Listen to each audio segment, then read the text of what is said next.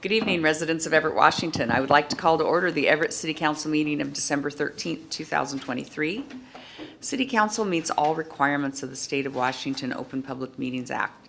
Community members are welcome to join either in person, remote, on Zoom, or by calling in. For those who wish to participate in the future on Zoom, you'll find instructions to register for public comment on the City of Everett website under the City Council Department.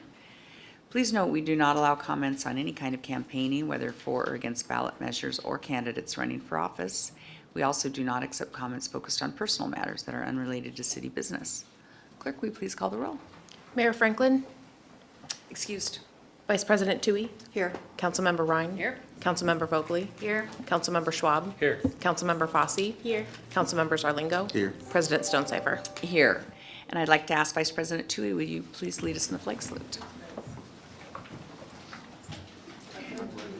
To the flag of the United States of America and to the republic for which it stands, one nation, under God, indivisible, with liberty and justice for all. And Councilmember Ryan, would you please read the land acknowledgement? The City Council wishes to acknowledge the original inhabitants of this place, the Stahopes people and their successors, the Tulalip tribes. Since time immemorial, they have hunted, fished, and gathered on these sacred lands, and we respect their sovereignty, their right to self-determination, and honor their sacred spiritual connections to the land and water. We will be honest about our past mistakes to bring forth a future that includes their people, their stories, and their voices to form a more just and equitable society. Thank you. And we're going to postpone the approval of the minutes of December 6th. The clerk has sent out a revised version, and since we have not had it for long enough time to review, we will do that at our next meeting.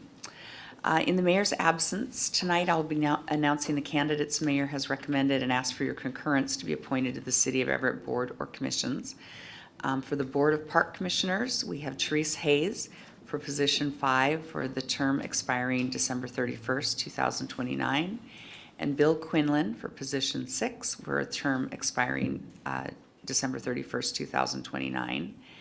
For the Cultural Arts Commission, we have Annie Loomis, position 7, for a term expiring 12/31/29, and Liam Cole, position 8, for a term expiring December 31st, 2029. Do I hear a motion to approve these appointments? Councilmember Ryan moves approval of the 4 appointments. Seconded. Thank you. We have a motion and a second. Are there any questions or comments on these? Councilmember Ryan. As the council liaison for both the Parks Board and the Cultural Arts Commission, it was a joy to read through the applications for these positions, and they're going to bring some really wonderful voices to these 2 committees to help further their work. So happy to support today. Agree. Any other questions or comments? And I'll just comment again and thank administration for really reaching far and wide to find new people to participate in our boards and commissions. It's very gratifying to see the level and the quality of the people that we're getting. Clerk, will you please call the roll? Vice President Tui, Yes. Councilmember Ryan. Yes. Councilmember Vogely. Yes. Councilmember Schwab. Yes. Councilmember Fossey. Yes. Councilmember Zarlingo. Yes. President Stonecipher. Yes. Also in the mayor's absence, I'm pleased to report that we have a brief update from about the Everett Public Library, and we have Abby Cooley here to provide that update for us. Welcome, Abby.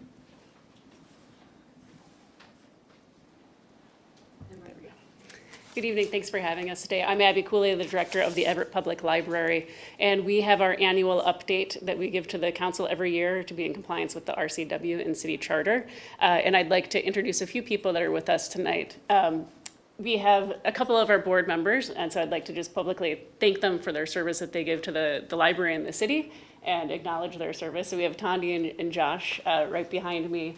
And then I'd also like to introduce Rebecca, who is our current board vice president, who will be actually doing the presentation.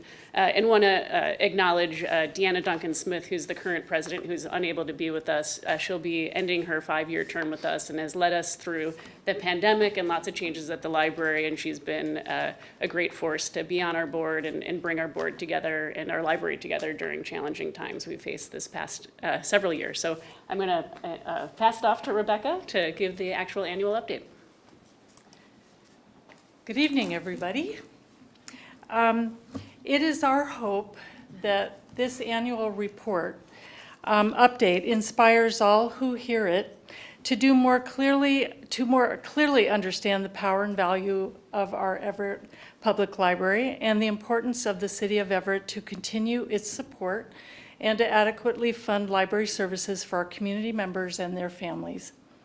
Nationwide, many libraries and their staff find themselves contending with reduced funding and staffing, threats to personal safety and professional livelihoods, and even legislation threatening to criminally charge librarians or defund libraries altogether for making certain materials available on their shelves.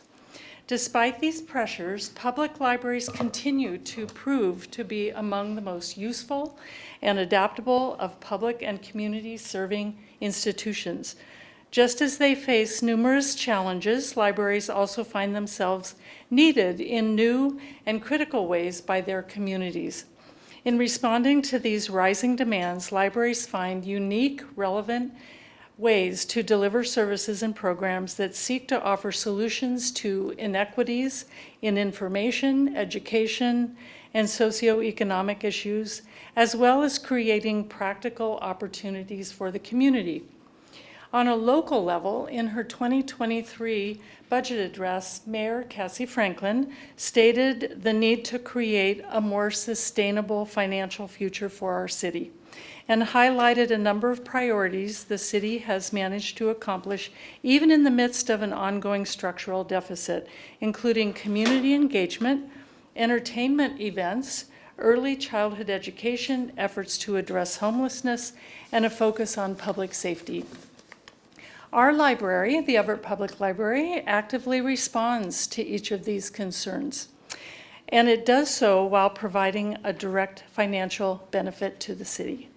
Analysis shows that for every $1 budgeted for the Everett Public Library, our city receives $2.27 in community benefit. It is important to note that this estimate is extremely modest, as it does not account for the innumerable indirect ways the Everett Public Library creates positive change in our community. The impact of our library ripples throughout our community, from defending the freedom to read, to teaching digital literacy skills, to providing access to everyday needs. Our library staff are making it happen every day. Because of our library, in 2023, over 500,000 digital and physical items were lent to patrons. Over 42,000 reference questions were answered, which is nearly double of what it was in 2022. Over 30,000 in-person computer sessions were provided. Chromebooks and hotspots were provided to over 500 people for lengths of time ranging from 3 weeks to 6 months. Because of our library, beginning in June of 2022, 262 people have received direction and peace of mind while navigating our complicated legal system. Thanks to our free legal clinics in collaboration with Snohomish County Legal Services, we are honored to share that in November, the Everett Public Library was voted to be Snohomish County Legal Services Community Partner of the Year. Because of our library, thanks to our forward-thinking on-site social work program, which is a partnership with community development, in only 5 months, nearly 200 unique individuals received assistance from our library social workers, resulting in people gaining access to housing, inpatient treatment, and other behavioral health care. This program eases the strain on our overworked EMS, hospital, and other social services agencies. Because of our library, everyone in our community, including those experiencing homelessness, has equal access to safe, gracious spaces, which serve as a heating and cooling center during extreme weather, acts as a free meal site for youth during summer in partnership with the Everett School District, and provides free internet service. Because of our library, we are making strides toward limiting the effects of climate change by educating, informing, and engaging our community, including through our citizen science kits, the unbelievable seed library, bike repair clinics, DIY green cleaning workshops, community gardening programs, and more. And because of our library, the people of Everett can enjoy a higher quality of life thanks to the variety of free educational and entertainment events we sponsor, including One Everett, One Book, children's story times, STEM programs including Girls Who Code, Chromebook and Internet hotspot lending, live music events, an annual tiny art program, movie screenings, and much, much more. One patron recently commented that she and her 6-year-old have only been able to access the internet at home thanks to the Wi-Fi hotspots we have available for checkout.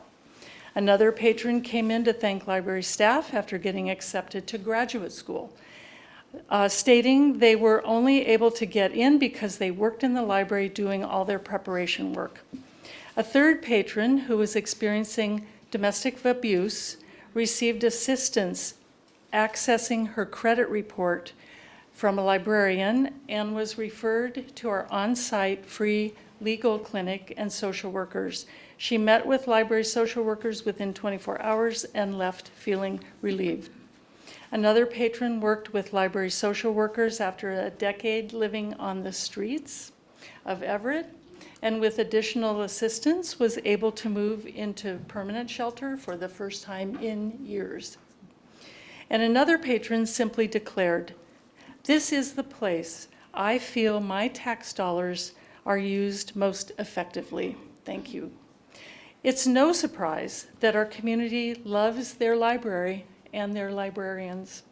From bringing services outside of the library's walls to meet patrons where they are, to helping families in need, to teaching critical literacy and research skills, the many ways library employees go above and beyond for their community is a daily inspiration.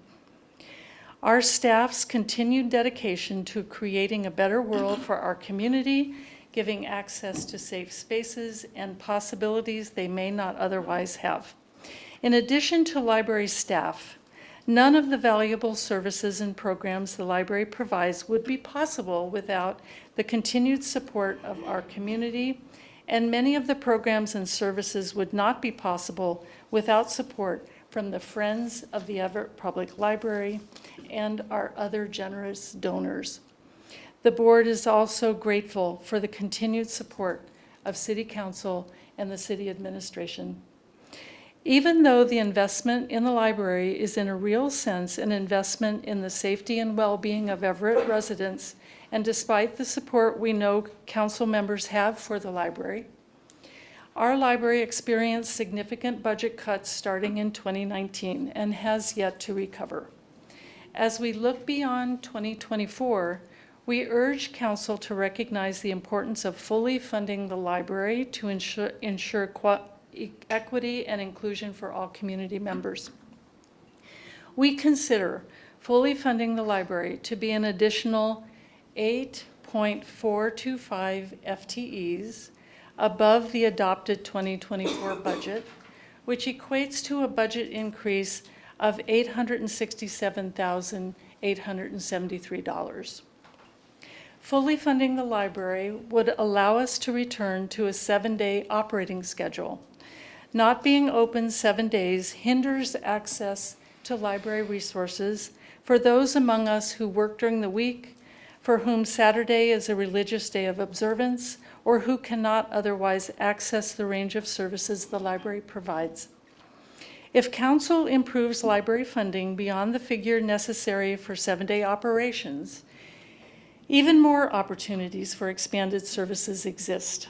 For example, in partnership with the Everett Housing Authority, the Everett Public Library has a rare and exciting opportunity to support an equity-driven, mixed-income neighborhood by expanding into a space reserved for library use in the planned Park District development. As the Park District project moves along, adequate funding for the library could help assure a presence in this community. We strongly urge council members to do everything in their power to ensure appropriate funding levels for our library, whether by reassessing other budgeting priorities or by identifying new sources of revenue to be specifically applied to library operations. The return on investment from fully funding library services, as we've shown tonight, is significant. Your work to improve the financial future of the city and the Everett Public Library will materially affect the overall well-being and quality of life in our city for all of its residents and families. Thank you very much. Thank you, and I'll ask, do council members have any questions for our library representatives? Is that all you have for us? I'm sorry. Any questions or comments? Councilmember Vogely? Didn't realize my life. Thank you for coming out, and thank you for letting all of us hear that wonderful presentation. Appreciate it. Thank you. Vice President Tui? Yeah, I just want to thank the library staff and the board members for everything you've done. Great programming, amazing work. And I think all of us up here do want to find that funding, so, you know, we're going to try. So, but anyway, it's great what you guys do for the community. Yeah. Thank you. Thank you. Any other questions or comments? Councilmember Fosse? You had mentioned, thank you, by the way, for your presentation. I have a soft spot in my heart for libraries for the longest time, working in them, and the amount of good that you do for the community and outreach and just being that conduit of sharing information coming from a neighborhood chair role formerly and being able to disseminate information via you guys and get that out there to folks was invaluable. And plus, after having my firstborn, being a new mom and learning all of the early learning tricks and playtime songs, I'll never forget that.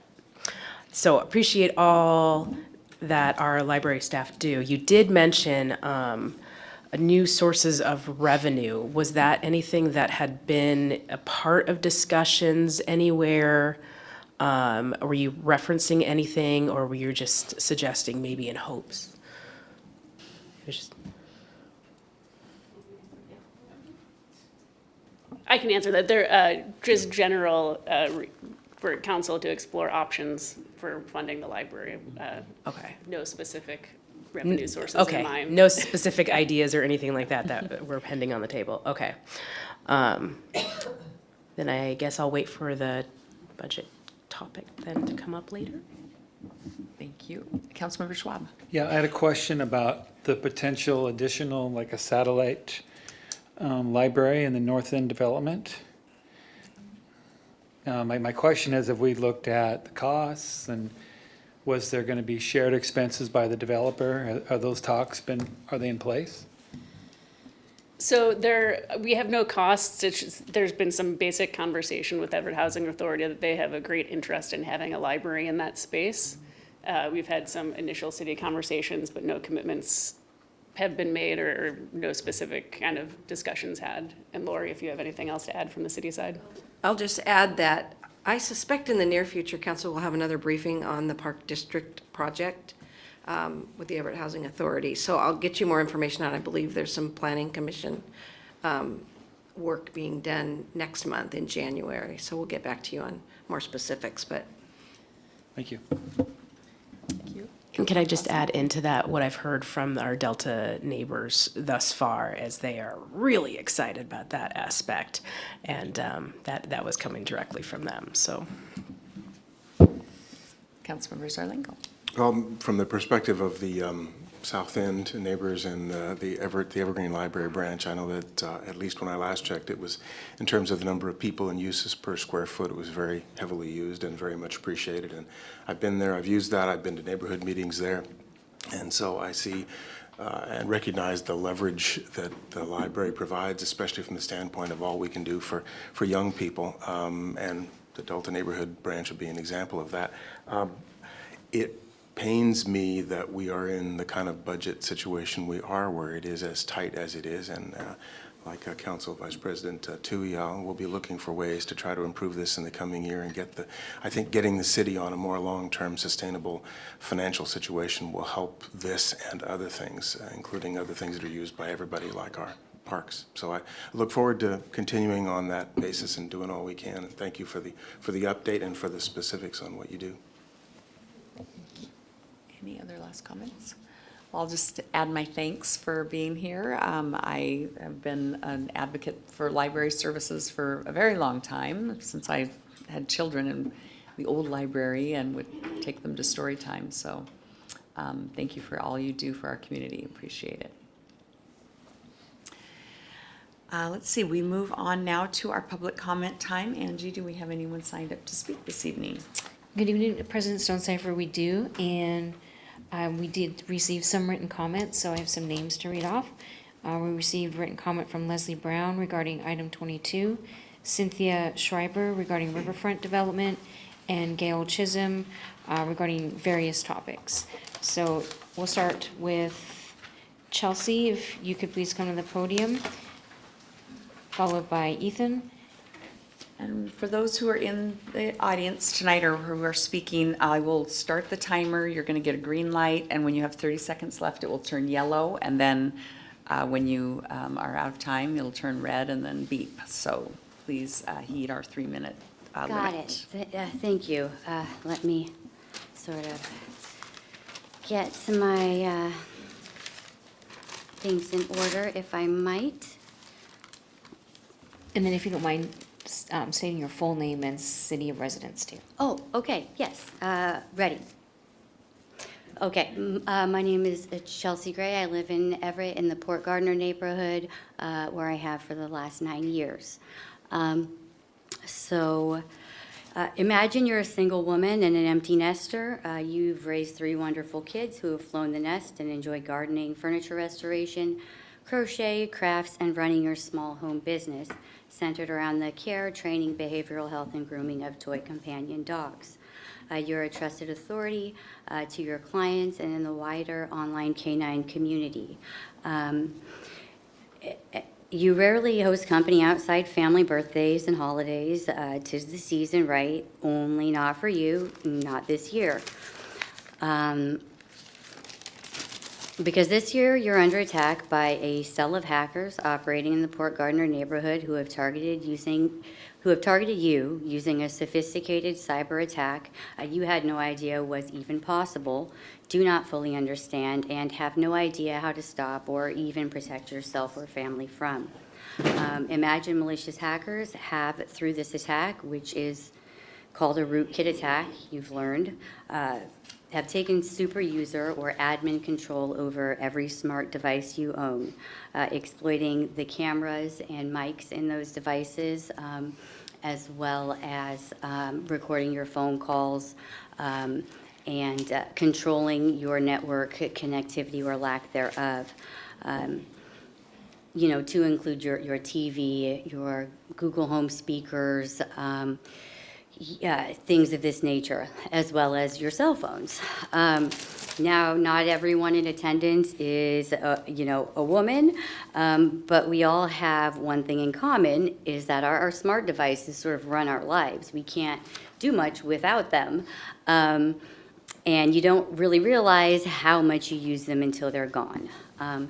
Mine are gone. I am on my 14th phone in 6 weeks, my 11th smartphone, and 3 flip phones. All the smartphones have been attacked using this mechanism, this rootkit attack, and even the flip phones have been carrier switched.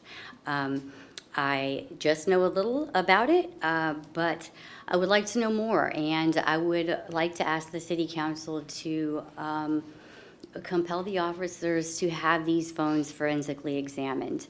I'm on my 3rd router in 6 weeks' time. I've spent $6,000, so $1,000 a month trying to defend against these attacks, on credit, on money that I don't have. The hacks in these devices are quite apparent, even to those without training, and a forensic examination would be helpful. And also, it jumps by Bluetooth, as far as I know. And this office, I've been here, I don't know by what mechanism it jumps, okay? But I do know that it exploits Bluetooth. I don't know if it is controlled, but I do know that it has affected neighbors of mine already whose systems are not related to mine. I'm concerned. Well, thank you for coming again, Chelsea. And I believe the last time we had connected, Chelsea, with our police chief or police department, so hopefully we can They maybe did follow tell me up on that they that. would not investigate this matter. And so I'm hoping to change their minds, more that the council might have some sway there, because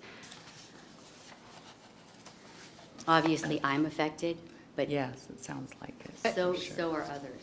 I think what I'd like to propose is speaking with both Chelsea and our representative from police, Deputy Chief Irving is here, or Chief DeRoos, and understand more deeply Yes. what the challenges Yeah, I are. did Yeah. leave packets with you, and I got that. have a file copy, but I'm happy to leave it with the police, or, if any of you are able to make a copy. Yeah, we have copy, we can provide them, yeah. sure.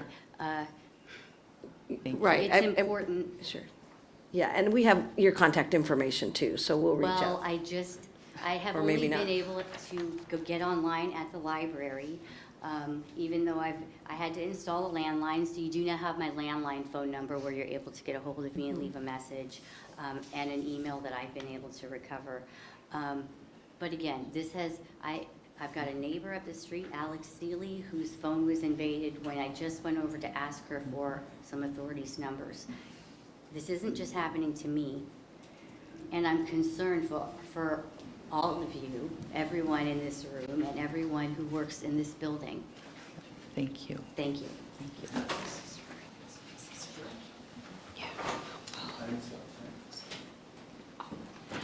Ethan, if you could please come to the podium and state your full name and city of residence. Yeah, Ethan Fall, Granite Falls. Normally I'm up here to talk about labor. It's going to be a little different story today. Safety. So I come from construction, and when there's an issue on a job site, we call it a near miss. So it's not an injury, but it's a near miss. When a near miss happens, you kind of take 5 for safety. You report it to, your safety team, the general contractor, everybody on the job site. Pauses, you reevaluate, you put in administrative controls, engineering controls, things like that. So Thursday, the nice rainy last week Thursday, I was walking by the South Campus for Providence, and in the sidewalk, or the crosswalk, and I almost got hit by a car. She was turning left, almost hit me, dodged it, we're good. But it's a near miss, so I'm reporting it to you guys. I did notice that at all the crosswalks, they just have the signs without the flashers.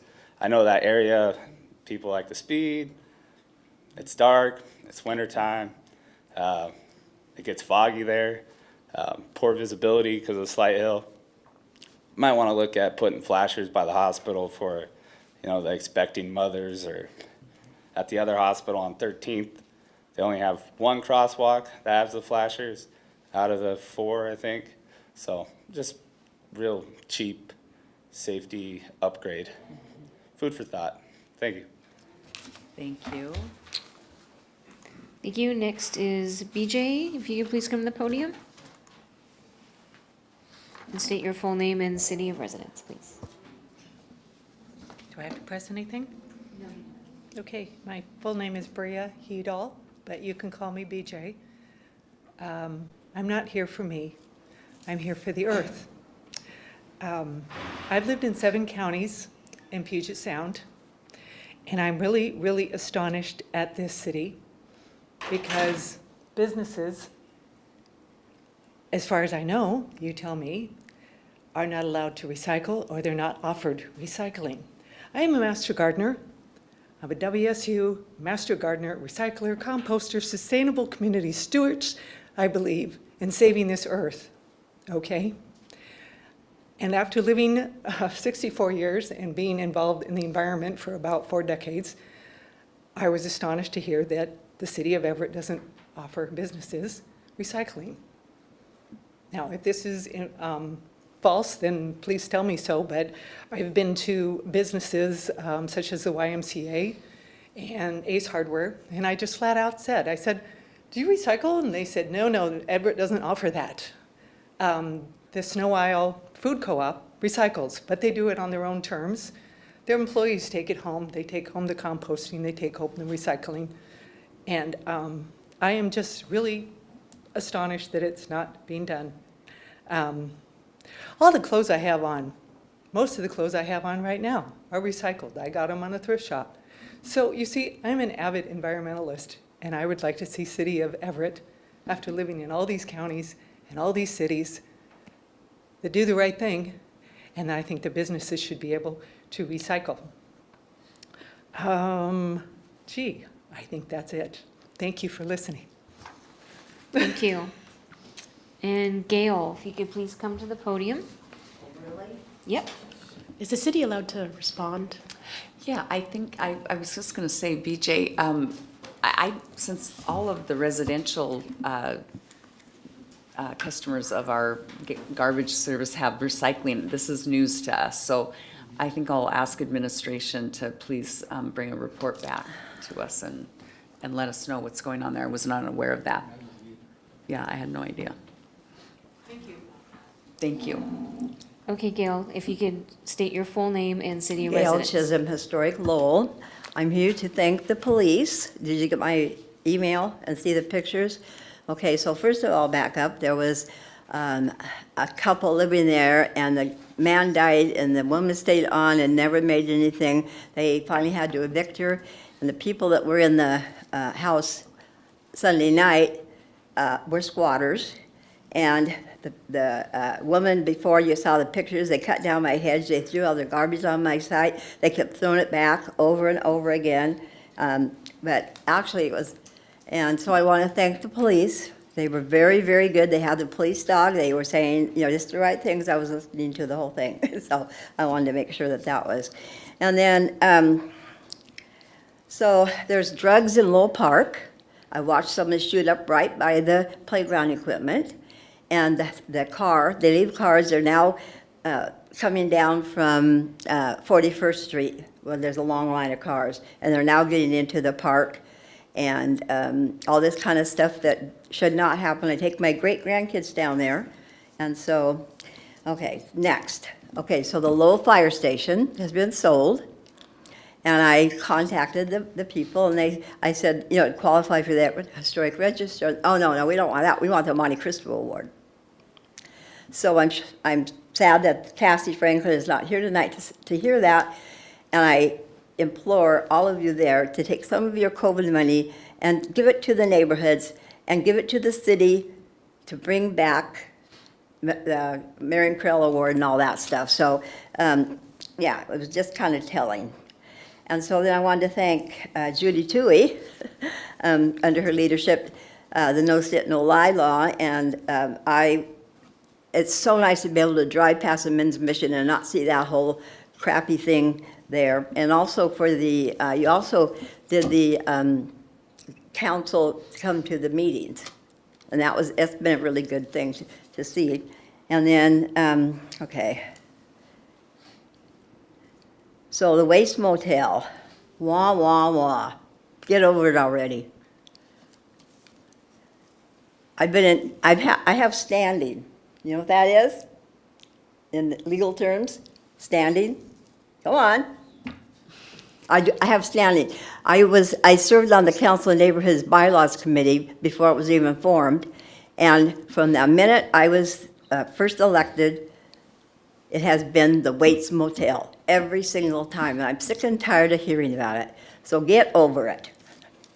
And then Claire's Place, what a crap shoot that is. And $400,000 for the pallet shelters, and they still have to take more money to make all the apartments clean again, and you could have done a lot of money with that money to get people off of the thing. Okay, so I guess that's it. Thank you very much. Thank you, Gail. Thank you, Gail, and I will just say, Oh. because this may be the last time we see each other across this dais, thank you for all your years of work at the city. Oh, Gail. no, see, I'm gonna tell you right now, thank you so much for your leadership. Thank you so much. From the very beginning in Monte Cristo Hotel, Gail, like you were shocked to see me there. Well, where would I be but there? I didn't like the person you were running against. And you have been a driving force and a beacon of light all these years. Thank you, And I Gail. commend you, and I have some flowers for you. It is, oh, Gail. This was not what we had in mind tonight. I know you're busy. So, Thank you, Gail. okay, and these actions have come from me. I was in the store paying for them, and my neighbor Amanda Christensen said, "So I'll buy those for you." I said, "No, they're for Brenda." So I love Brenda. I'll pay for them. Thank you. So thank you very much. Thank you, Gail. You have been active in this community far and away longer than any of us have, so thank you for that. And that's all the public comments we have. That's all the public comments we have.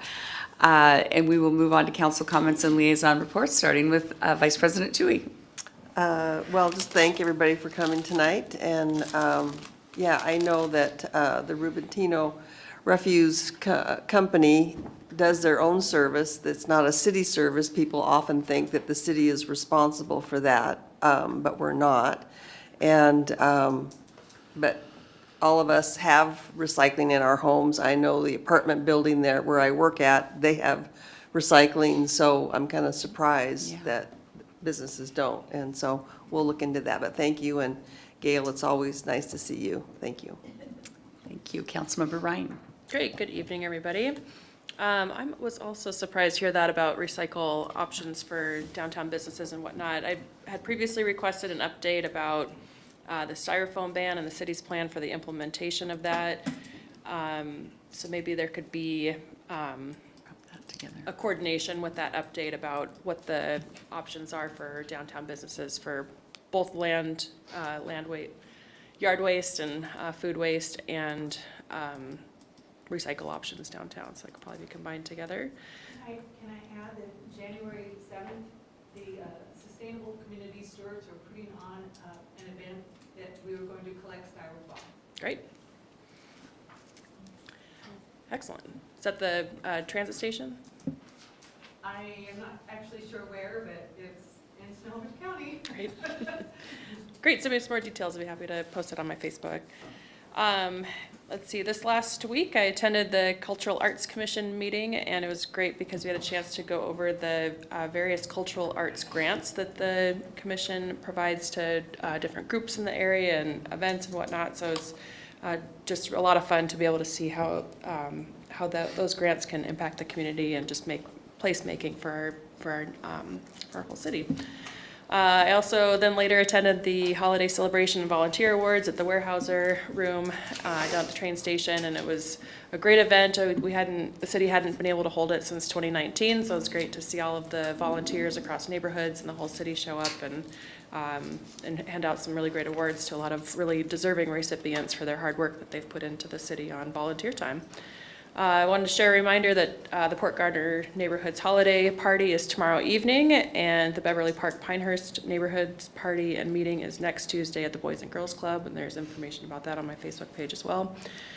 And over the weekend, I attended the Black Forest Mushroom Company's grand opening event. It was very well attended, and there was no cap to the number of mushroom puns that were shared at the event. Waka waka. The new shop's at 2010 Hewitt. They grow mushrooms on site and also have a lot of mushroom-related retail products for purchase, so just in time for the holidays if you need any stocking stuffers. I just really appreciate this brand new small business and the entrepreneurial spirit and excitement that comes with it.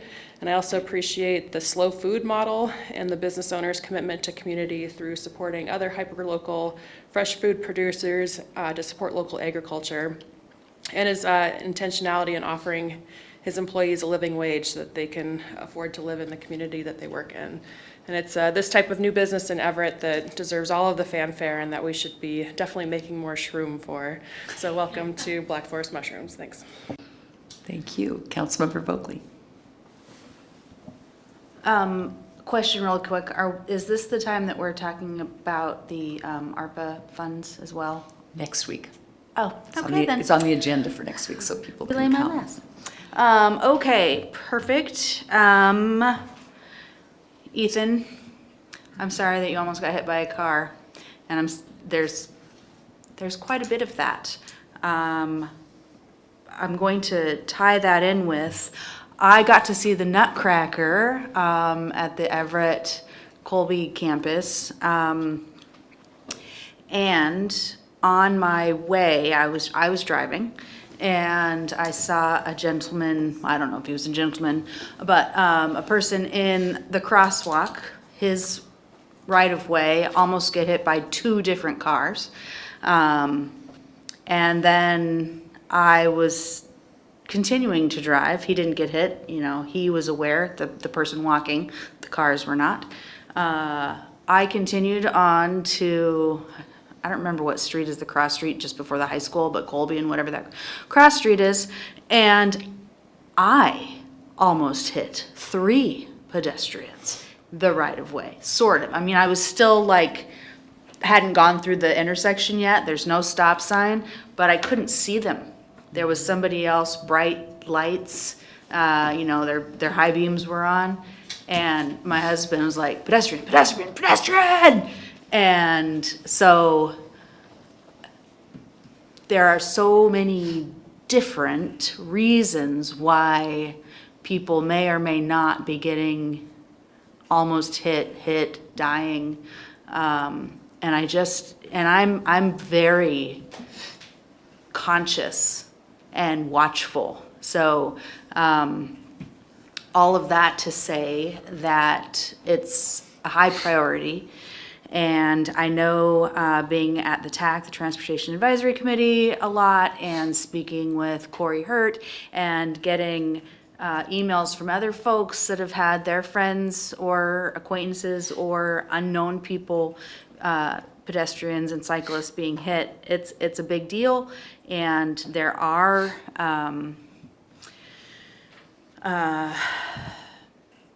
the rapid flashing beacons, etc., aren't the end-all be-all, but there are a whole bunch of ideas and things that are being implemented. Some of them are funded, and Corey Hurt is a fantastic person to talk to about that, city traffic engineer. So I guess, Lori, if you want to do something about that. Thank you. BJ, the environment, okay. So the Washington State Utilities and Transportation Commission is the regulating authority for garbage collectors in our state. The city of Everett does not contract with nor have any supervisory relationship with Rubatino or Waste Management, just so you know. But, hold on. I'd love to have conversation, but that's not where we get to do it. So, and then the Herald newspaper has a new thing called Trash Talk. What can you recycle, really? Confusion about waste guidelines inspired a new monthly series to answer readers' questions. So that's at theheraldnet.com. That might give all of us some answers. I haven't read it yet. I just know it's there because I saw the headline. And okay, that. Gail, thank you for showing up all of these years. And I'm not going to shut up about the weights, but thanks for your opinion. And that is all. Thank you, Councilmember Schwab. Yeah, thank you. Thanks for, I was surprised too that the businesses aren't offered an opportunity to recycle. I'm assuming that would be in our contract that we have with the agency, so I'm looking forward to reviewing that. Yeah, I think we need to seek some clarity on Yeah. currently what the status is and then look for opportunities Yeah, to thank improve you. from that. It's really important to me. Sorry if I keep spinning the wheel on that one. Councilmember Judy Toohey and I met with the mayor's staff, thank you, over the project labor agreement, specifically the apprenticeship program. So I'll just report, we're close with some language, and I think it's, and the mayor's staff right now, they had a few more tweaks that we recommended, and it was gonna come back to us. So hopefully we can get that on agenda, the apprentice part, very quickly. Also, just a note, I guess, for administration, in the future, when we're talking about jail costs, if we could break down the medical unit as a total and as a separate entity. I'm just curious to what the costs are for treatment in those. And then next week, we're going to talk about our projects that we selected. Yes, Okay, yes, thank we'll you. have that on the agenda. Great. Sorry to make you repeat that again. And then Gail, say hi to Todd for me. Thank you. Thank you, Councilmember Fosse. I will be brief because I missed the Black Forest mushroom opening because I was sick, and I am so sad about that, but I'm glad to hear that it went really well. I'll be stopping by there later. Congratulations to all the appointees, and thank you for your public service. Thank you to everyone that came and spoke, and Gail, I'm sorry to hear about the troubles that you've been having, but thank you for giving kudos and a shout out to our police. It's good to give them recognition when they step up and do an awesome job for us. So I did get the Styrofoam Recycling Collection event flyer and just now, so thank you for sending that over. It's Saturday, January 13th, 10 a.m. to 2 p.m. And the drop-off is at Northwest Stream Center in Everett. And so it sounds like Councilmember Ryan will be posting that publicly. And I can forward this information over to the city if they wanted to share it out on their outlets as well. And I think that is all I have for today. Thank you, Councilmember Zarlingo. Well, I'm also thankful for the people who came here to comment, and with Councilmember Ryan's gracious invitation to a meeting in Lowell last year, I met Ms. Chisholm and learned a lot about the history of the area, and I do very much appreciate the continuity that some of our longtime neighborhood folks. No, I don't think I do. Pretend that you do. Okay. We got a customer. Yes. But I think that's all from me tonight. Thank you. Thank you. And I, too, also attended the City Boards and Commissions reception last night, which was very nice to see all the people out. It was a pretty full house, all considering, so that's good to see that back in action. And congratulations to all the people who won awards then, and everyone else that I got to connect with. It was very nice. We are moving now to administrative update. Do we have anything from the administration? I do have just a few things. In addition to what Council President Stonecipher just shared, or shared just a few minutes ago, Mayor Franklin has also approved 2 CHIP loan review committee members, which do not require a vote by council, but wanted to note those here tonight. Margaret Carmen for position 2 with the term ending of December 31st, 2027. John Hack, position 3, with the term ending of December 31st, also 2027. Also, the mayor sends her apologies for not being here tonight. She had a pre-planned commitment, but will be back in attendance next week. I also wanted to share Mayor Franklin's thanks to our team who honored our city volunteers last night, as Council President Stonecipher mentioned, our boards and commission leaders, neighborhood association chairs, and others. The mayor was happy to spend the evening with them. In addition, congratulations again to Council President Stonecipher for the recognition she received, a Lifetime Achievement Award for her contributions to our city. Thank you to Council Vice President Toohey and Councilmember Ryan for also attending. Your presence was meaningful to all the volunteers. And lastly, as Councilmember Schwab mentioned, we are planning to bring forward an apprenticeship ordinance in early January and a PLA ordinance in mid to late January. So work is continuing with stakeholders, but we're getting close to the finish line to bringing something back for council review.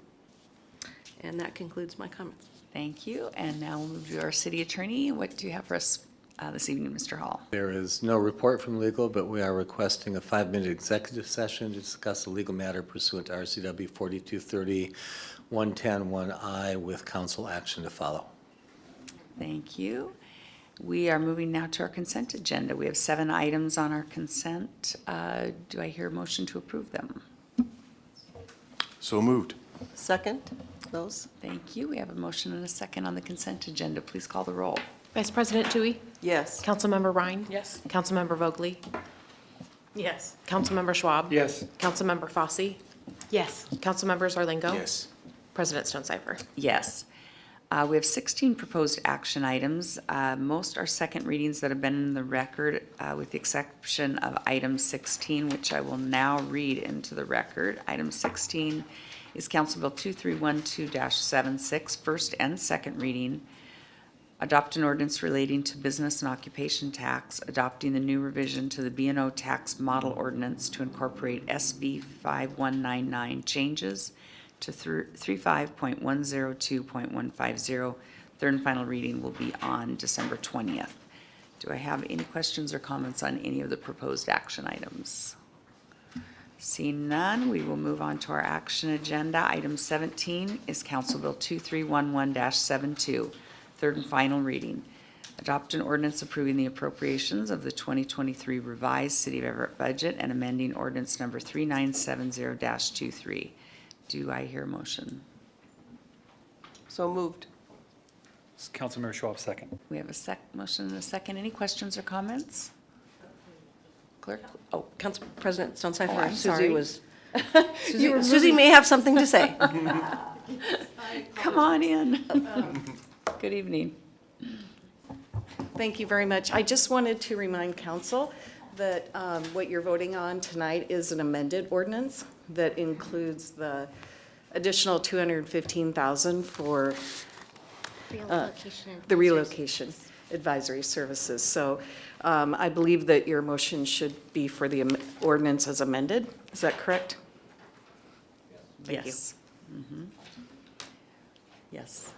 Any questions or comments? Councilmember Vogely. Can you tell us where to find the varied, for lack of a better term, receipts for the Claire's Place items in the amendment? Specifically, let's see, that's not it.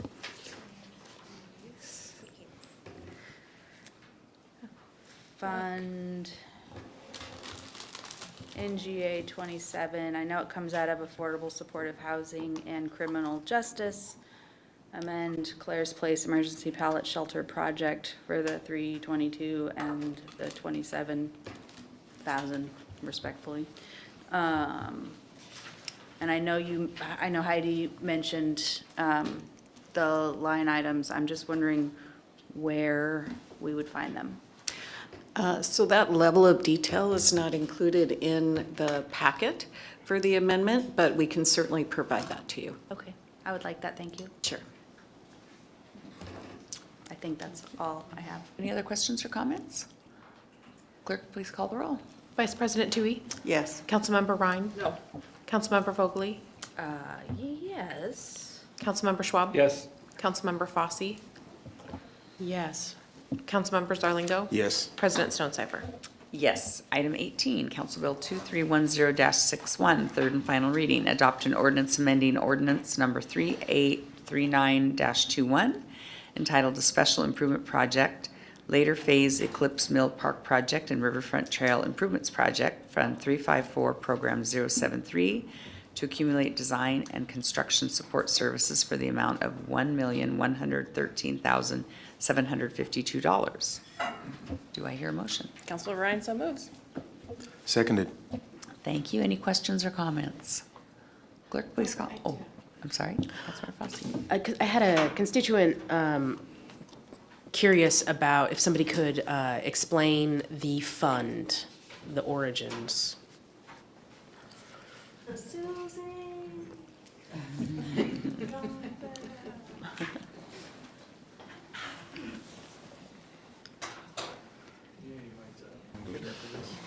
ahead, take a stab. Yeah, Bob Leonard, Parks and Facilities Director. This $1 million is coming out of the CIP4 account.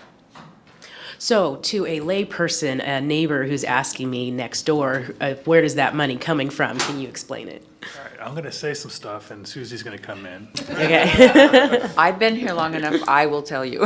I believe it's the first percent of the REIT 2, not the second percent of the REIT 2. CIP3 is REIT 2. CIP4, I believe, is REIT 1. Real estate excise tax, the first percent.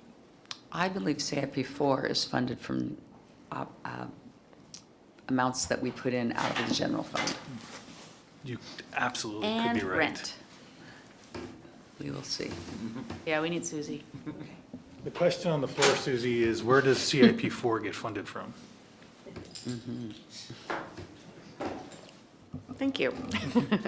CIP4 receives funding from the general fund primarily. However, it also receives the, excuse me, rush back in here, the rental income from the Cope Gillette Theater, as CIP4 was the fund that provided the funding for that remodel, and also from a portion of the rental income from the Snow 911 for the same reason. I think the constituent's question was, why was the money, was it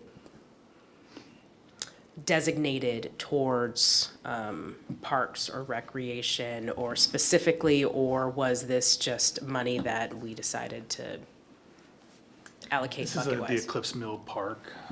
Oh, okay. So there's a little bit more information there on the Eclipse Mill Park. That is part of the Riverfront Development Project, and many years ago, actually now, we had applied for a LIFT grant from the state, and we were awarded up to $500,000 a year for public improvements in that area of the riverfront, because we designated RDA for that area. And so we have used some of that grant money to do work that we've already spent money on in reclaiming that landfill.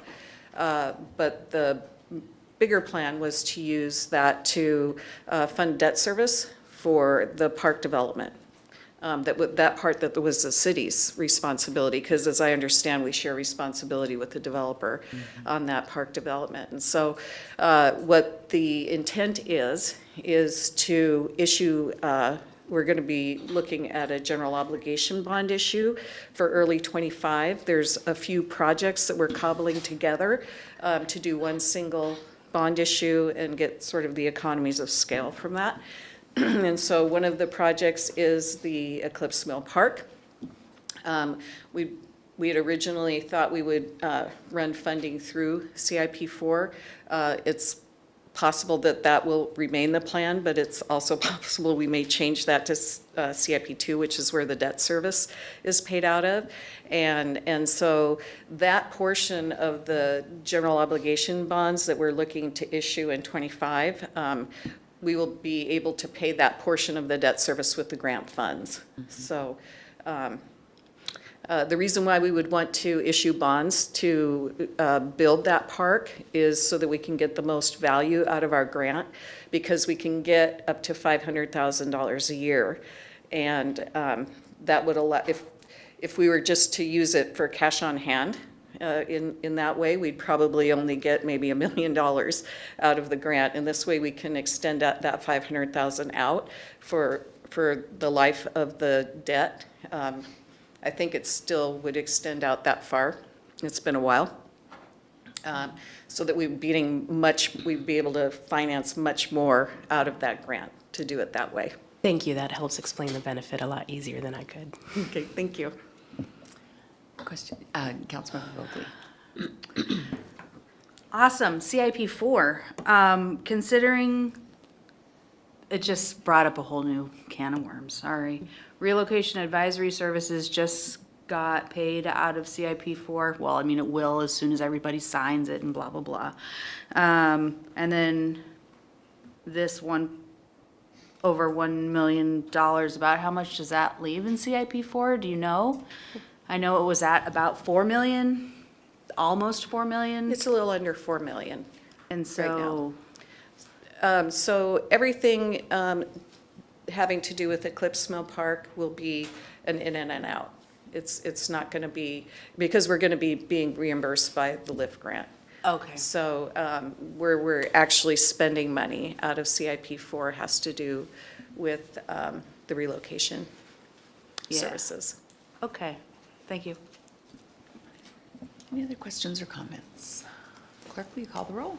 Vice President Tui? Yes. Councilmember Ryan? Yes. Councilmember Vogely? Yes? Councilmember Schwab? Yes. Councilmember Fosse? Yes. Councilmember Zarlingo? Yes. President Stonecipher? Yes. Item 19, Council Bill 2311-62, third and final reading. Adopt an ordinance creating a special improvement project entitled Loganberry Trail Improvements, Fund 354, Program 091, to accumulate all costs for the project. Do I hear a motion? Councilmember Ryan so moves. Second. Thank you. We have a motion and a second. Any questions or comments? Clerk, will you please call the roll? Vice President Tui? Yes. Councilmember Ryan? Yes. Councilmember Vogely? Yes. Councilmember Schwab? Yes. Councilmember Fosse? Yes. Councilmember Zarlingo? Yes. President Stonecipher? Yes. Item 20, Council Bill 2312-60, third and final reading. Adopt an ordinance establishing the basic salary schedule for employees of the City of Everett for 2024, repealing Ordinance 3926.22. Do I hear a motion? So moved? Second. Thank you. Questions or comments? Clerk, will you call the roll? Vice President Tui? Yes. Councilmember Ryan? Yes. Councilmember Vogely? Yes. Councilmember Schwab? Yes. Councilmember Fosse? Yes. Councilmember Zarlingo? Yes. President Stonecipher? Yes. Next, we move to our briefing items. Both have been read into the record. They come before the City Council serving as a council committee of the whole and are likely to be scheduled at a future meeting. Item 21 is Council Bill 2311-64. This is the second reading. Adopt an ordinance amending EMC 10.02.265, 10.18.025, 10.23.050, and 10.78.110, and creating new sections of EMC 10.16 and EMC 10.78. Third and final reading of this will be on December 20th. Good evening. We have Lacey Offit here, Assistant City Attorney. Good evening, council members. Yes, I am here to brief this. I appreciate it not being 10:30, had it been briefed last week, so thank you. I just want to briefly go over the purpose of these adoptions of RCWs and ask that the eventual vote be yes for these. The first request is to adopt RCW 9A9120 as now or later amended into our EMC. This would of course allow our police officers to cite somebody who is going to be charged with these crimes through the Everett Municipal Court as opposed to county. This was a 2022 amendment to the RCW, which does a couple things to the crime of cyber harassment. It passed the House 97-1. I don't know who the one was nor why the vote was no, but it passed the Senate unanimously. Cyber harassment is a crime involving electronic communications with the intent to harass or intimidate. There are a number of ways that crime can be committed, which are outlined in the RCW. What this amendment to our EMC does is it aligns our EMC with the crime of cyber harassment as defined in the RCW. It cleans up what constitutes a threat for legal purposes, and it incorporates recent case law into the elements of the crime. The RCW goes further than what the amendment for us would do, in that it also dictates the crime of a felony cyber harassment crime when the victim of that communication is certain members of certain public officials, such as election officials, members of police departments, defense attorneys, crime advocates, etc. So this is an important update for the city attorney's office in order to continue to provide relief for victims of cyber harassment crimes, where otherwise few avenues for relief for victims of those sorts of crimes exist within the law. So I'd ask that you adopt that. The second two are amendments related to firearms. The first is a request to align the crime of possessing dangerous weapons on school facilities with that of state law. The EMC hasn't been updated since its adoption in 1999. Since then, the RCW has been adjusted 6 times. As you are no doubt aware, the state law with regard to firearms regulation largely preempts any local efforts to change or adjust firearms regulations. So this update is extremely important for us to allow prosecutors and judges to have oversight locally over what would be firearms crimes, where otherwise we would be risking being preempted by state law. The second of these firearms-related updates is a request to adopt the crime of possession of dangerous weapons on childcare premises. This passed in 2020. As you no doubt are aware, our attentions were elsewhere with regard to legal updates and the world in 2020. So it passed a little bit unnoticed, but what this would do is extend the protections afforded to K through 12 schools to childcare premises, licensed childcare premises. So again, an important tool for our officers in order to protect some of our most vulnerable from firearm crimes. And the final is adopting a recent 2023 bill that adjusts the crime of hazing. It is the San Martinez Stop Hazing Law, where family of a Bellevue teenager who died at WSU in 2019 as an unfortunate result of hazing asked for this law, and it passed unanimously in both the House and the Senate in 2023. It creates a gross misdemeanor where previously hazing was a misdemeanor. Unless the hazing causes substantial bodily harm, then of course that would be a felony handled by our county prosecutors across the street. And it incorporates a updated definition of hazing that was updated in 2022, which is a more robust definition of what that crime constitutes.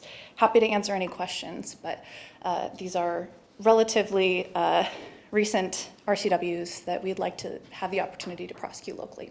Thank you. Councilmember Fossey. So I'm looking at, thank you for the explanation. Updating the EMC 10.02.265 amended as follows: unlawful harassment. That's specifically dealing with the section on cyber harassment. Is that correct? Are you asking about section 1? Yeah, the section 1. Yeah, that updates the definition of unlawful harassment throughout the EMC. 10.02.265 is a definition that applies throughout. So that definition is different than they have in the RCW. On this one, it actually changes a little bit, but it says annoys. And I am concerned about that one, because annoying somebody does not seem to constitute the same level of harassment or torment or some of the other language that is in the actual like RCW at the state level.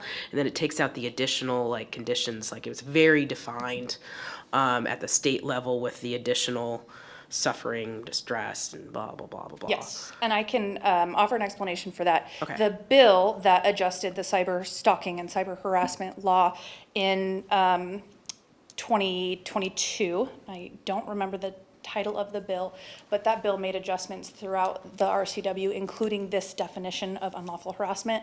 This definition of unlawful harassment did need to be updated in our EMC, but it wouldn't be the definition of harassment that applies to a criminal charge under the cyber harassment.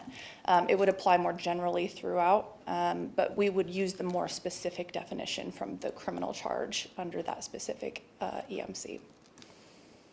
So this looser definition is annoys also somewhere in the state RCW in the description? Okay. But just not specifically under cyber, because this unlawful harassment means knowing willful course of conduct directed at a specific person which seriously annoys or is detrimental. Right. Unlawful harassment covers a range of criminal conduct that isn't only related to cyber harassment. So with regard to cyber harassment, the more specific definition in that code would be applicable. But as far as a general term, the unlawful harassment would apply in cases of like verbal harassment, for example, person to person, not cyber. Noise just seems like such a loose term. They really use that for do. another definition? Okay, because I looked at the cyber definition and it was like very, very detailed, long-gated. Yeah. That's interesting. I don't have the RCW citation off the top of my head, but I'm happy to get that for you. Yeah, that would be interesting. Councilmember Vogely, I'm sorry. If and when this does pass, will then the policies within the city be updated as well? Can you be more specific as to which policies? Okay, we just got a bunch of, we got notified that personnel policy for harassment and 3 others are being updated in 2024. And I had a bunch of questions about it, and now I hear this, and it looks like it's kind of going together. So, maybe I know the answer. It sounds, so operating policy for sexual harassment, regular harassment, violence. I should look at the email. It's probably right here. What I can say about that is for employment law purposes, these definitions don't share with one another. Yep. Okay. It's different. Just curious. That's all. Thank you. Any other questions? Councilmember Zarlingo. So if I understand it, one of the benefits of this, especially for the cyber harassment, will be a consistency between cities and counties so that there isn't a problem for you acting effectively when you need to because of seams in the whole landscape of the law? Yes, that is absolutely true. It also incorporates some case law updates, so this would allow us to sidetrack any challenges to what would hopefully be a previous application of our cyber harassment law. And in addition to that, we find it is helpful in many circumstances, though not all, for our officers to have consistency, especially on these less frequently occurring crimes, so that they are consistently applying it, whether or not it's going to county prosecutors or to our prosecutors across the street. And then one other thing, kind of following up a little bit on Councilmember, now I'm blocking on her name, Councilmember Fosse's question. I assume that for a criminal charge here, an annoyance, we're talking about something that you would move on when the annoyance was severe or the consequences were severe. Yes, the actual terms of the cyber harassment statute, RCW 9A90-120, require very specific elements to have been met. Each of those have to be proven beyond a reasonable doubt or pled guilty to. But there are things like they're using lewd, lascivious, indecent, obscene words, or containing threats to inflict bodily injury. They're very, very specific. Okay, so in that sense, it's the difference between the legal definition of annoyance and the kind of casual definition we'd use. All right, thank you. Councilmember Ryan. Thanks, Lacey, for your thorough answers. So one of the purposes of this is to then move cases from the county court system to the city court system. That will be the effect of adopting the gross misdemeanor aspect of the cyber harassment statute. Now, we already have cyber harassment in our EMC. We could prosecute under that, but there would be those inconsistencies with not only case law, but state law. And that's really what we're seeking to fix here. Previous to 2022, there was no felony cyber harassment. And so still, our municipal judges and our municipal court, our municipal prosecutors would not be able to prosecute the felony of cyber harassment, but we would retain the jurisdiction that we already have to prosecute cyber harassment that is a gross misdemeanor. Thank you. And my other question, which ties into the public comment from earlier tonight, is if our police department has the capabilities to investigate these types of things and including annoyances and whatnot, if if that's something we're even capable of proving or doing, or just what the circumstances are leading up to a conviction, if those elements are in place to get to that point. Without knowing the specific facts of that particular commenter's scenario, that is what I thought about actually, is the cyber harassment. And we'd have to take a look at facts specific to any individual case to see if we meet the elements. But that would be a question that I would want officers to engage in, is does this meet the elements of cyber harassment? And if so, how do we go about proving it? I can say that these cases, whether there's misdemeanors or gross misdemeanors or felonies, they're immensely difficult to prove because of things like having to get warrants for cell phones and proving, where the person was when they made the communication, because if they're in Connecticut, we don't really have jurisdiction over them.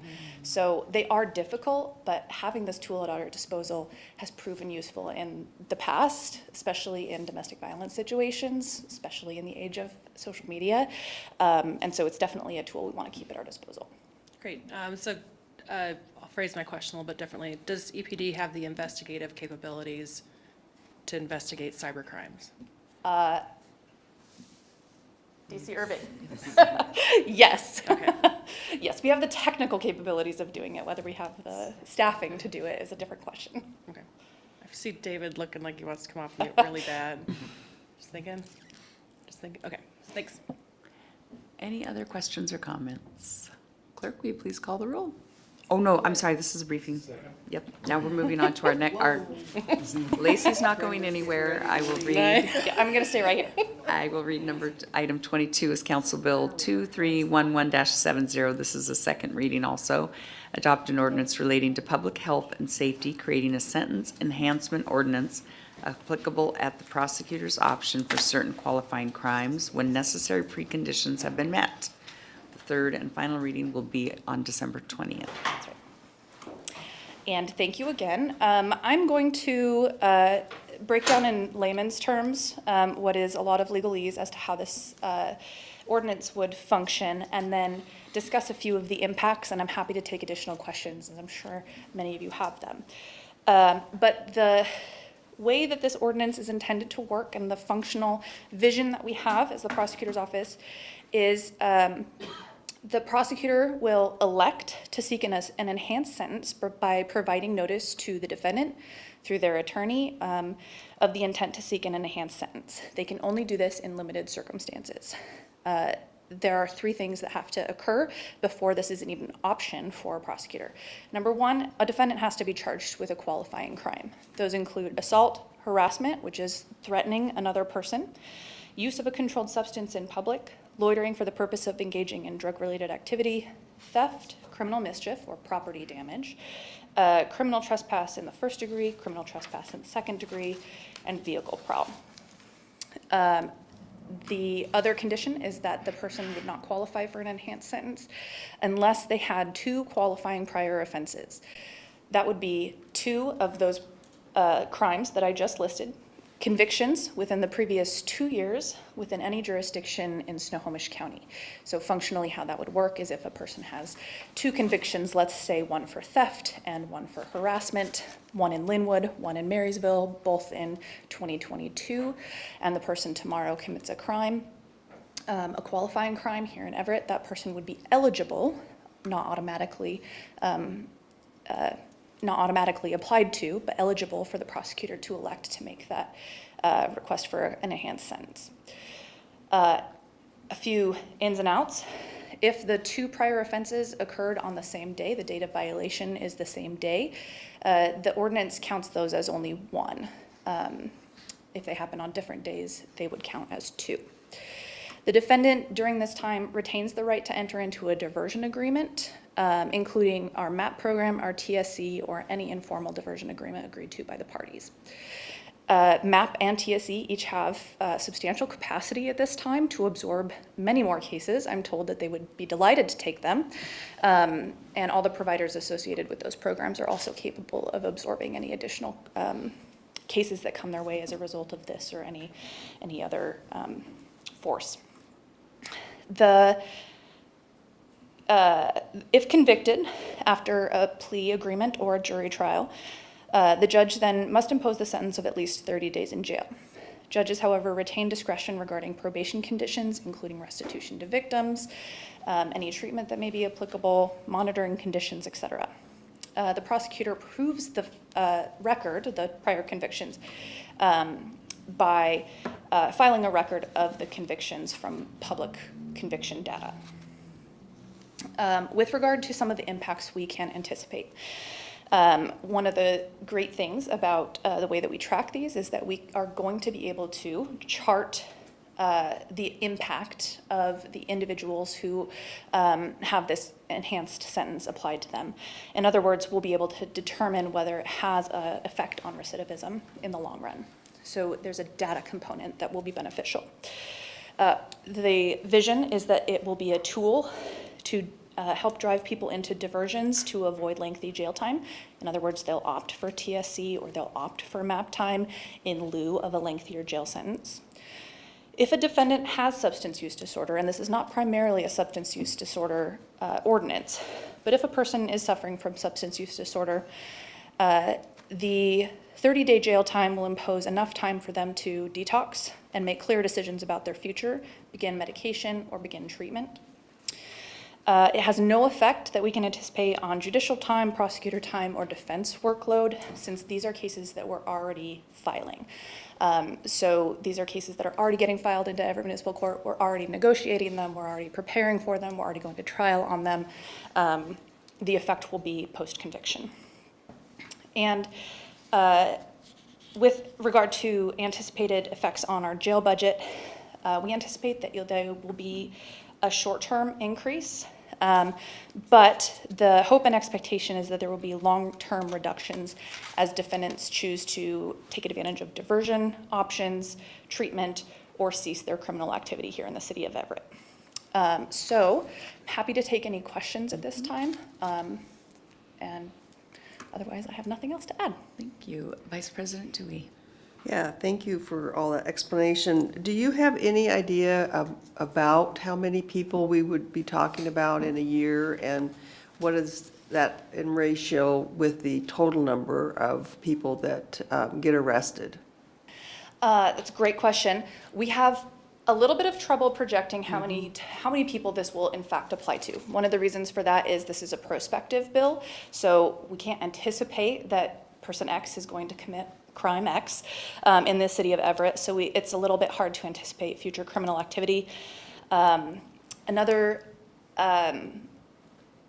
problem with anticipating how many people might this apply to is that our prosecution software doesn't track criminal histories, and we don't have a great way of gathering that data as we sit here today.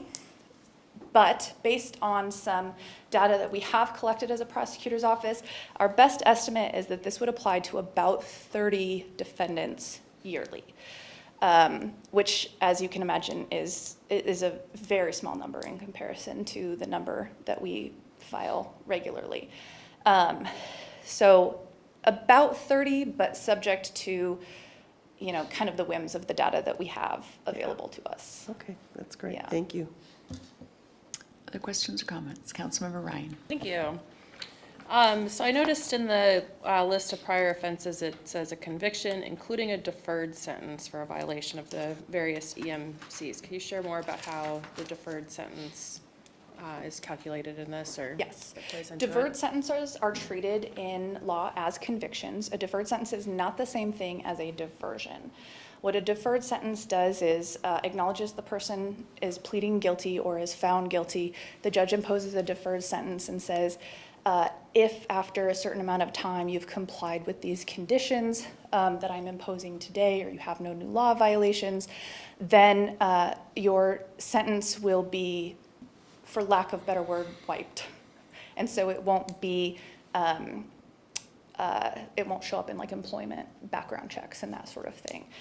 It is still counted as a conviction for all purposes in the criminal justice system, though.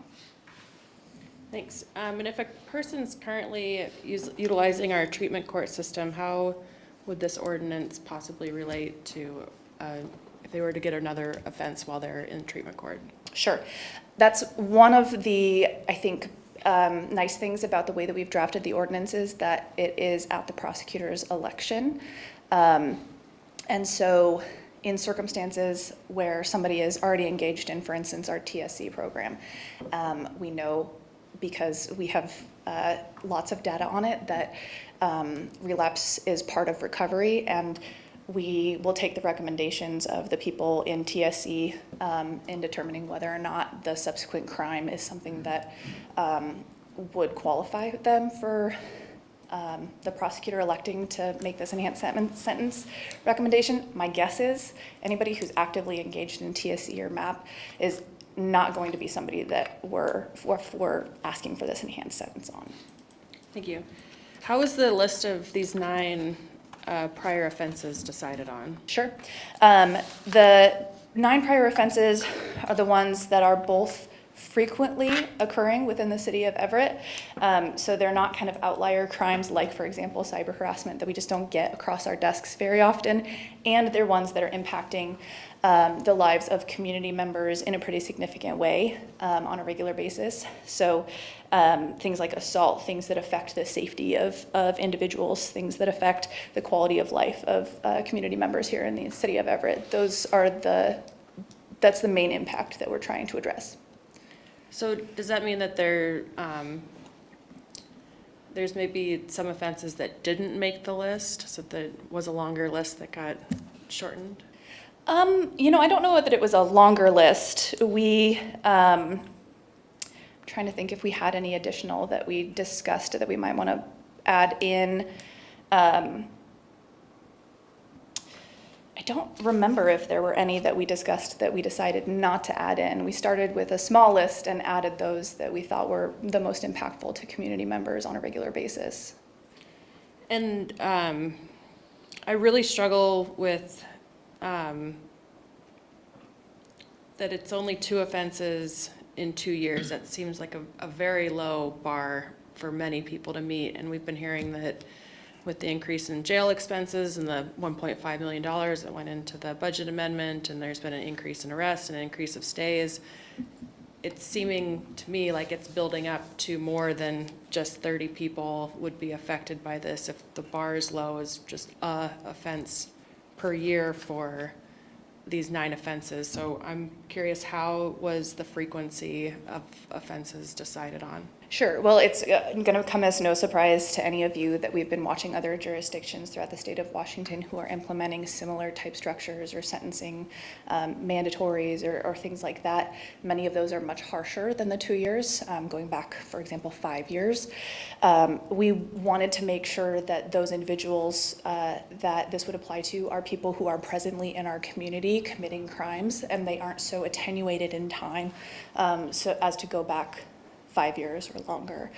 And we also wanted to make sure that they were people who were committing crimes locally. So some of those other jurisdictions are passing ordinances that apply to criminal histories statewide. And we wanted to make sure that the people that this applies to are in fact committing crimes locally and wouldn't be unjustly punished for crimes they committed 5 years ago in, say, Yakima County. So that's a little bit how we arrived at that 2 years. I can also tell you that the 30 people number that we arrived at, that was based on data that we ran in the early spring. That was for, and the criteria for that number was people who had committed 5 or more crimes within the last year. Excluding anybody who was facing domestic violence charges, because those are handled so differently with different criteria, and excluding anybody who was not competent or we believed was not competent to proceed to trial.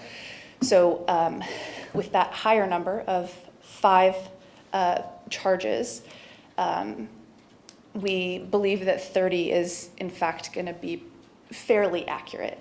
Also keep in mind that this is, of course, at the election of prosecutors. So a person who has the qualifying convictions but is showing an intent to change the circumstances that led them to commit those crimes, who are, say, actively engaging in treatment, would not be people that we'd be focusing on.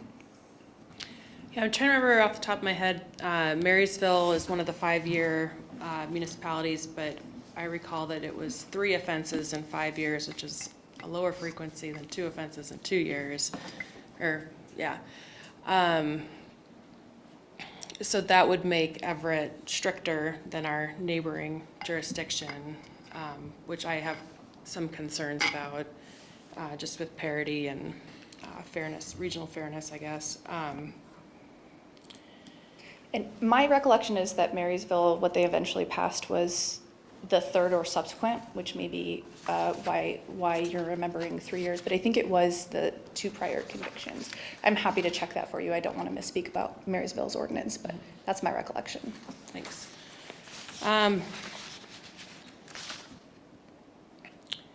Yeah, I'll save my other comments for the vote next week, but yeah, I have some concerns about just how low the bar is and how many people are going to be impacted by it. I'm looking forward to our new sheriff taking office soon, who will be controlling the jail. I think that until exit practices from the jail are addressed, it doesn't matter how long we keep people in jail. If they don't have a plan for when they get out of jail, recidivism rates are going to continue to stay high. So I'd like to wait until we see changes with the new sheriff administration before putting anything into place. I'd like to consult with our new sheriff about it, just to make sure that if we're utilizing jail for these types of purposes, that they're able to have a solid exit plan in place so that we can address the problem and reduce crime instead of just responding to it. Thanks. Councilmember Fossey.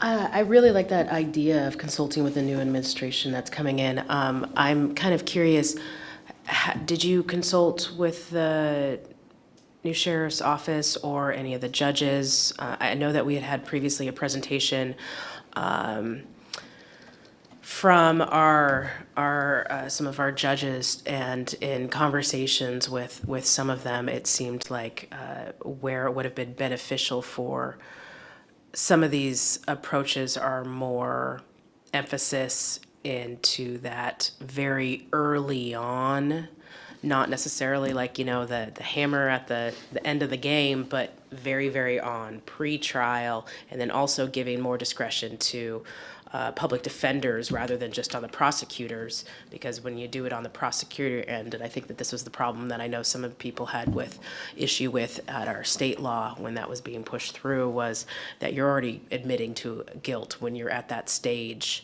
and it doesn't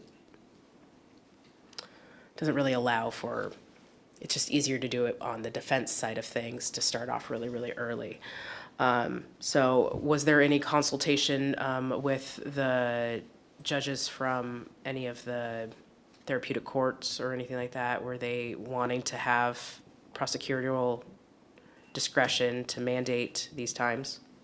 So I didn't personally meet with the judges. I believe that discussions were had with the judges, and that the result of that was they were supportive of the scheme as set out, as opposed to like a mandatory minimum sentencing scheme, because it allowed them some measure of, it allows them a great deal of discretion that they retain in sentencing.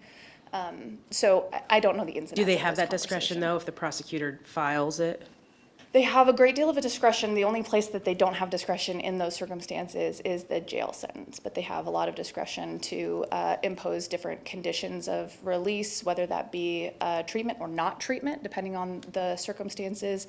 They always have discretion over fines and fees. They have discretion over, what conditions of probation, what monitoring is. Well, they have that occurring. anyways, though. Correct. For good reason. So having the mandatory time frame on there takes away their discretion, correct? It does in that circumstance, yes. That would be I a would really legislative love determination. to get feedback from some of our judges, I think, before making a decision on this, because they're the ones that deal with some of our therapeutic courts. And I recently had been reviewing the Snohomish County Coordinated Therapeutic Response Project report that came out in 2022. Did you read any of the results from that? Because Snohomish County was included in that, and it did not say that the problem was not harsh enough penalties. It said that some of the problems were actually siloed agencies, not coordinated treatment, and things that were siloed case management, and that some of the breakdowns in the systems of people not working together was more of the problem of why these things kind of weren't working for folks that were just stuck in this system and continually traumatizing, the community. Perhaps administration can provide more details about the conversations with the judges. I wasn't privy to those.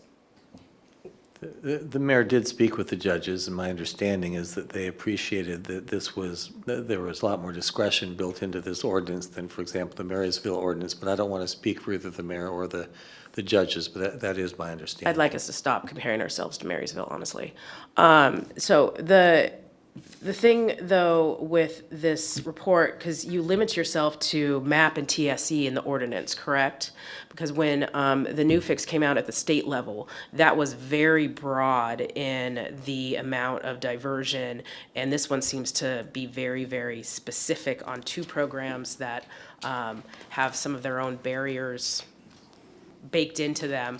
I'm not saying they haven't had some great outcomes, but they're not for everybody. And I think that was thought of when they were working on the state fixes to this. And so they were trying not to be rigid in those programs. So if I read the ordinance correctly, it would specifically outline MAP and TSE. It does specifically mention those two programs because those are the two programs that we have. However, nothing in the ordinance divests a prosecutor of negotiating an informal diversion agreement, which is something we do all the time. Okay. My other concern is knowing that, $44 million were just invested in, and is currently being, breaking out this whole entire system of all of these supports and this huge major plan just baked to allow for folks that may benefit from inpatient mental health services go to these different services. So these things and these navigators and all of these things were just put into place and just passed, and so they're building that up now. And then we come in with this stick, a very, very expensive stick. I mean, like if you're saying 30 people at 30-day sentences, I mean, that's almost 200 grand. And for a city that has a budget deficit, I don't understand why we are threatening longer sentences when we know that the outcomes of that generally aren't forcing people into treatment. And I think that when we come with that stick, and I'm not saying that things don't need to be done. I'm very much about public safety. I'm just saying that's a very, very expensive stick that a lot of folks in the public, and I didn't even realize how expensive it was. That's a really, really ineffective, expensive stick. One argument, and I'm not saying this is my position, but one argument is that there's upfront expense, but the expense is putting into deterrence, and that after an initial expenditure up front, you will get a lower recidivism rate or a higher treatment rate, and down the road, you will end up spending less money on Data the jail, doesn't et cetera. prove that, though. I mean, data doesn't prove that beyond 2 weeks that you have a Like I said, 30-day. I'm not making that argument. I'm saying that's the philosophy behind it. Okay, the philosophy is not based on data, though. That's my concern. And we're wasting dollars on that if we don't have data to back it up. What I can say is that my understanding is that a stick to get people into treatment, in other words, forced treatment versus voluntary treatment, have largely the same outcomes of success across the board, and that is supported by data. So this is one tool, not, as we've talked about so many times before, the tool to address certain behaviors.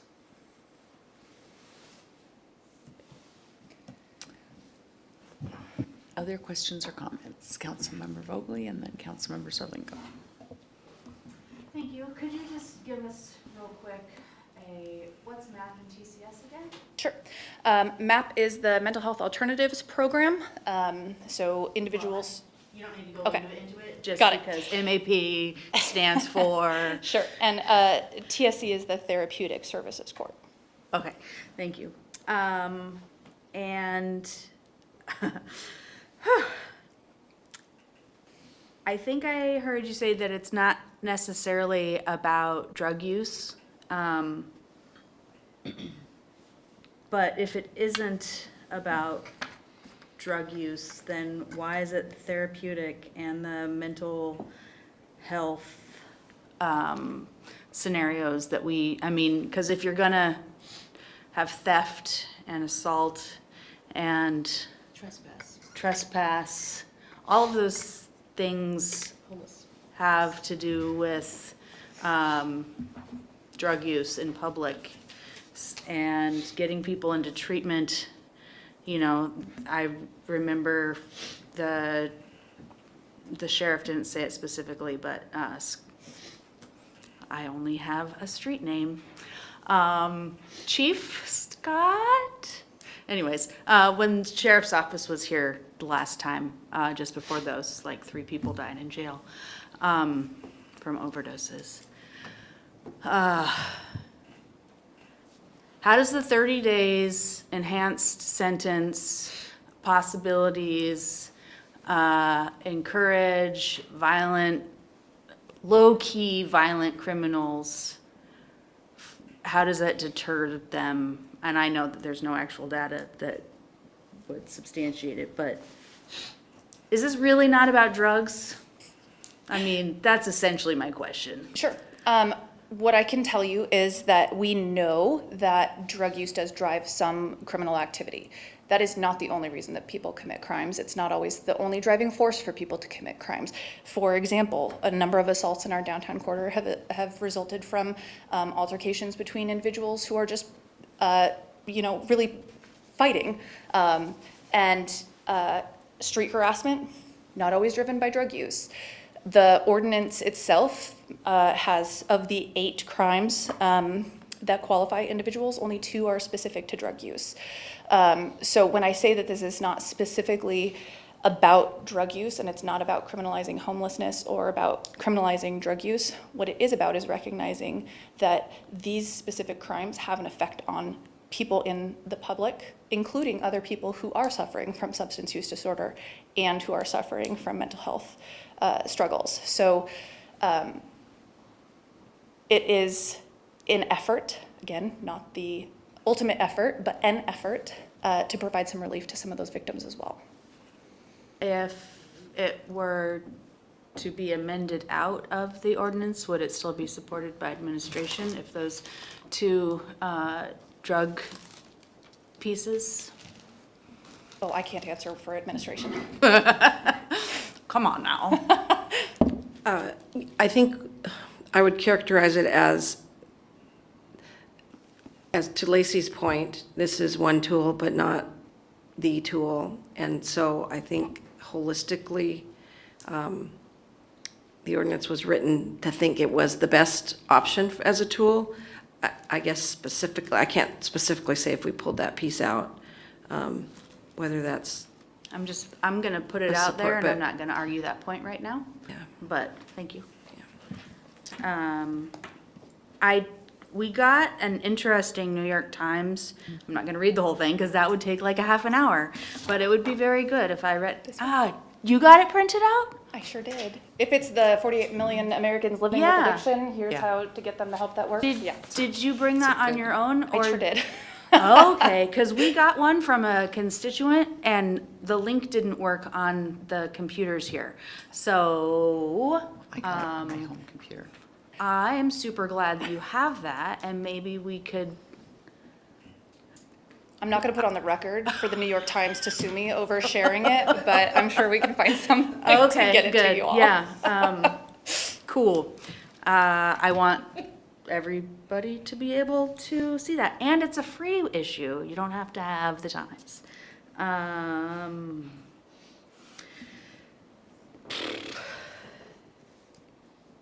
I'm gonna save some for next week.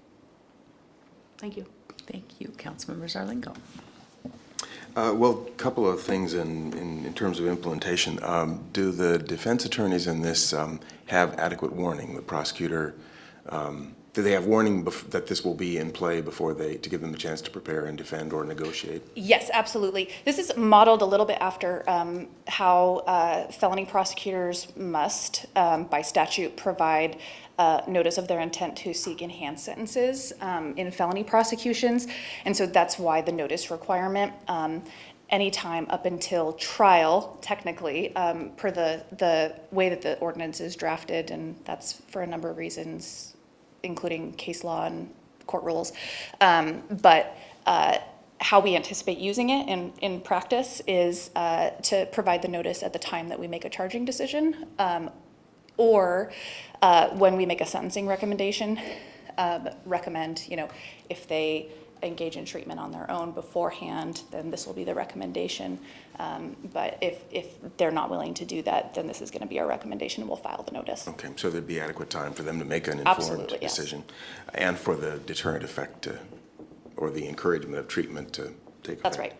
And then if the conditions are met, the defendant is eligible, then there's not a decision on the judge's part in that case. That becomes part of the case and part of the negotiation. The judge does not need to approve that, for example, if they meet the conditions. The judge will have discretion to review whether or not the conditions have been met, of course. That'll be the judge's gatekeeping function, but assuming the conditions are met, that's right. Okay, and then if even up to trial, if the defendant who's subject to this chooses diversion or some alternative that they negotiate, then the prosecutors, the judge can get that diversion, that other chance, that other Yes, direction. and in fact, the prosecutor can always rescind the notice and have that not be applicable in the case, depending on how it goes. So one of the reasons that we wrote it that way, so that the prosecutors and the whole system could be a little bit more nimble than a straight mandatory sentencing guideline. And then the last thing, I guess, in hearing from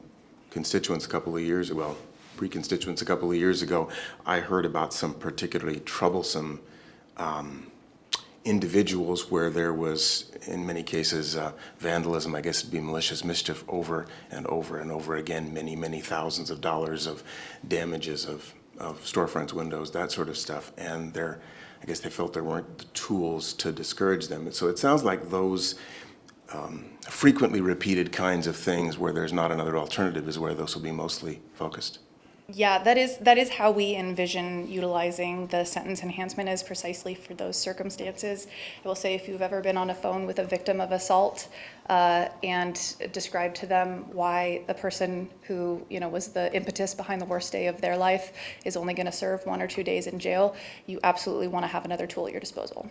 And then lastly, in terms of the nexus with drug use, I guess one of the things we heard about 4 or 5 months ago or so with the briefing from the sheriff in the jail was that some of the short sentences where drug use was the core problem were actually a kind of a dangerous thing, because people for 2 or 3 or 4 days of incarceration were really only kind of resensitized to the drugs. They weren't fully detoxed. They didn't have much of a chance to get treatment or improvement. So it sounds like one of the effects, if this works the way you intend it, would be that they would be incarcerated for long enough to actually get some of that medically supervised treatment in jail.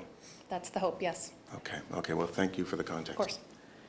And Lacey, question I have is if, some of these sentences would be for people who had substance abuse disorder, and assuming that they get that treatment in jail and choose to go through that process, what's the landscape on that when they are released looking like? So say they've kind of gotten into a stabilized place, maybe they're doing medically assisted. I know that we have the Ideal Connections, is that what it's called? Ideal Options, thank you, connection, so that, is there a good handoff? Do we have a good system? Do we have capacity if, we start seeing more people come out in this way? Yeah, those are great questions. I can't speak for the sheriff's department. Of course, there is the administrative handoff with the new sheriff coming up. My understanding, though, is that there are systems in place, both at the jail and with our own city employees and our social workers,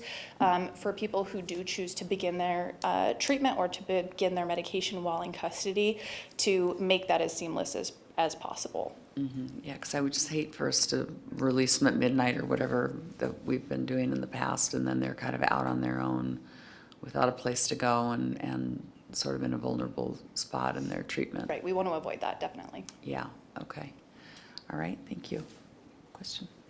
Just a quick question with respect to the release. I've heard about that for several years now. I don't know the detail and I don't have it on a reliable basis, but are those release kind of conditions? I think Councilmember Ryan mentioned it. Is that a decision by the sheriff, or is that a code or a law? Those are internal jail processes as far as like when they get released, for example.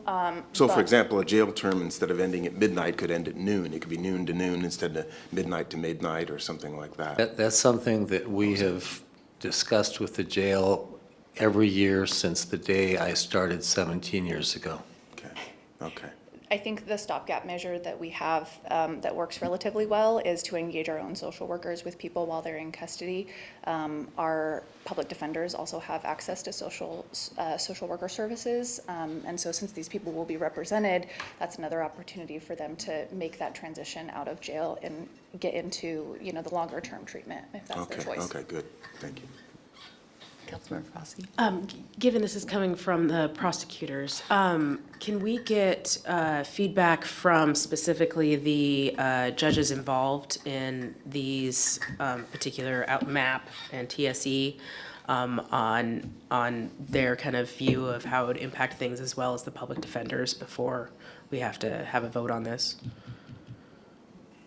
I've looked to David and Lacey to But it confirm, sounds like you but guys we should hadn't- be able, there Yeah. was some communication prior to tonight, and, can we circle back around? Is that reasonable? Yeah. I will say that communication was with the judges that administer the MAP and the TSE. It was with both of our sitting judges who oversee those programs. But I don't, absent one of their absences in the next week, I'm sure that we can make that effort. Thank you. Thank you. Councilmember Bogley? Just real quick, wanted everybody to know that it was August 23rd that the sheriff's office came and shared, starting at about, 45 minutes.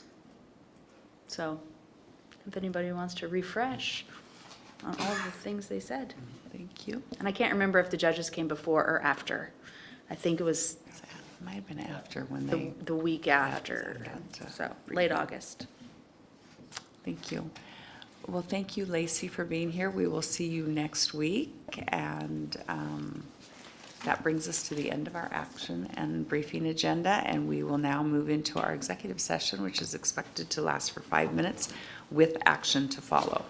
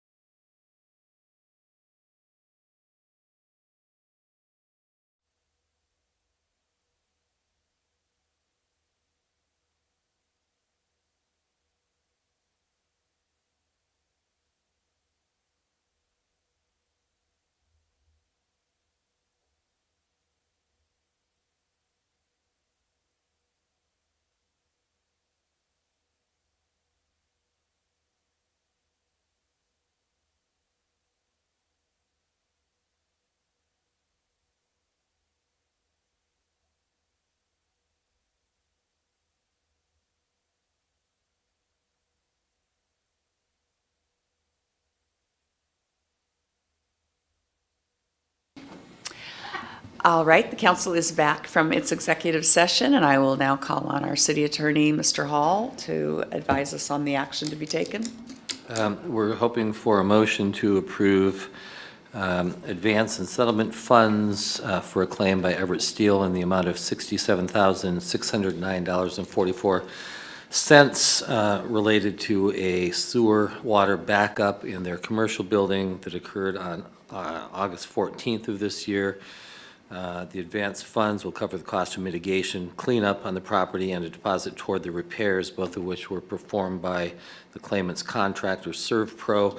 There will be additional expenses in an amount to be determined later, which will be the balance of the repair costs, costs associated with the rental of and moving the office and bathroom to portable space, and the loss of business property such as furniture, but we do know that we have liability for at least this $67,609.44, and we're asking for approval to forward that. Thank you. Do I hear a motion to approve? I move to approve. Second. Thank you. Any questions or comments? Please take the roll. Vice President Tui? Yes. Councilmember Ryan? Yes. Councilmember Vogely? Yes. Councilmember Schwab? Yes. Councilmember Fosse? Yes. Councilmember Zarlingo? Yes. President Stonecipher? Yes, and with no further business, we are now adjourned.